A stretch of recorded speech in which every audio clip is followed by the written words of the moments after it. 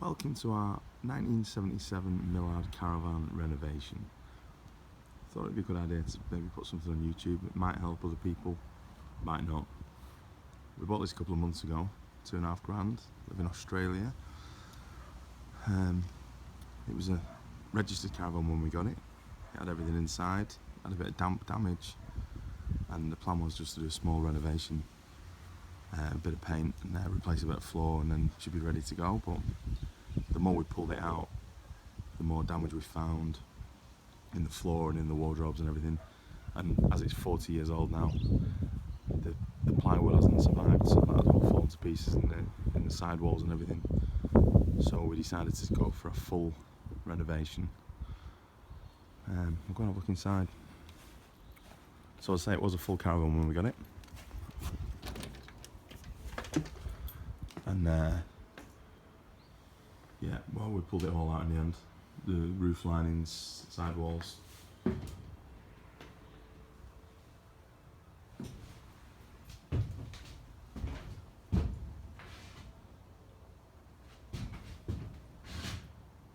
So yeah, it's an aluminium frame, steel galvanised chassis, which is in good condition. The floor had a bit of damage to it in the corners. We replaced the wood in the corners. We used 12mm marine ply, and then we just painted over it all with some weather shield just to seal it even more. Obviously there'd been water leaking when we got it, and I think the only way to find out where it was leaking from was to take all the sidewalls out. So that's what we did.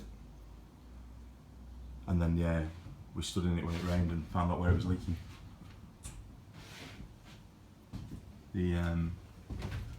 This caravan had a renovation 10 years earlier, and the J-rails had been taken off at that time and re-glued on. And the guy done quite a good job, because I tried to take them off the second time recently and couldn't get them off.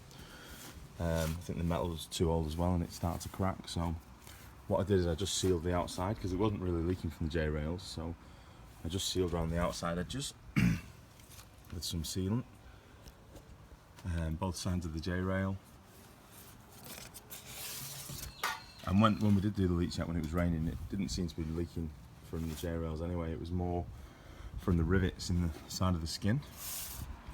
So I ended up removing all of those and replacing them all just with aluminium pop rivets.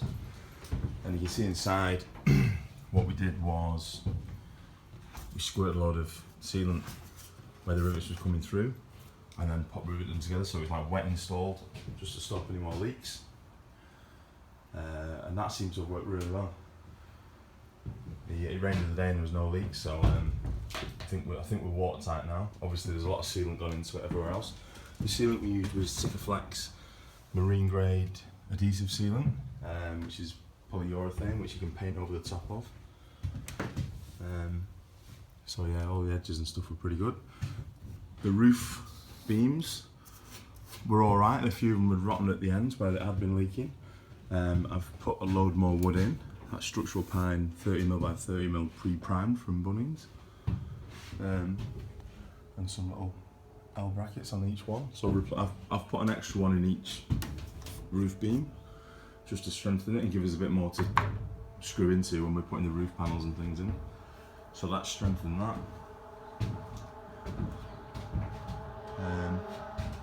The electrical socket was there. But at this end of the caravan, I'm going to build some bunk beds because we've got two little girls. So if the bunk bed's going to be here and go up, we're not going to be able to have the safety switch where it was. So I've moved it to there.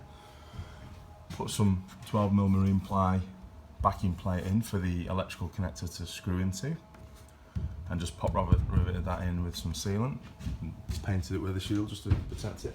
Same with the water inlet. Did the same thing there, so it's just reinforcing the skin really. And then that's where the lights are going to go on the back, and there's side lights there. So I've put a bit of work into it, and there's an outdoor socket. It's going to be on the other side of that.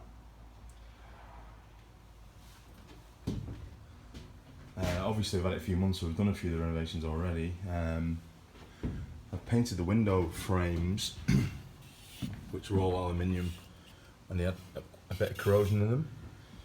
if you can see the pitting, corrosion and stuff in them. So we rub those down and masking tape them all up. So rub them down with sugar soap just to get all the grease out of them, and then masking tape them up. And then they've come up quite good actually.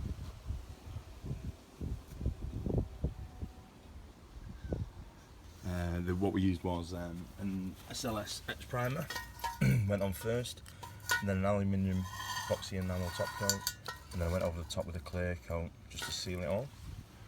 The masking was the hardest bit with the louvre windows obviously, but I think the finish is pretty good.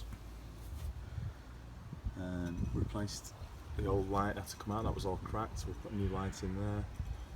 There's an electrical socket out there that you saw the other side of. So obviously the wiring, we're going to do a full rewire, 240 volt and 12 volt. So everything's come out, it's completely bare caravan, and I'll do a few more videos of what stages we're up to. I just thought I'd do a first one just to get it going. So yeah, so we've done the floor, we've waterproofed it, we've put some more strength in the roof, and we've prepped it for electrical sockets and things like that in the side, and the lights. And I've painted the windows. The next thing is I'm going to paint the whole outside of the caravan. I've not fully decided what method we're going to use, but I've done a bit of research, so the next video will be probably painting the outside of the caravan. Hope this will be some help to somebody. Cheers.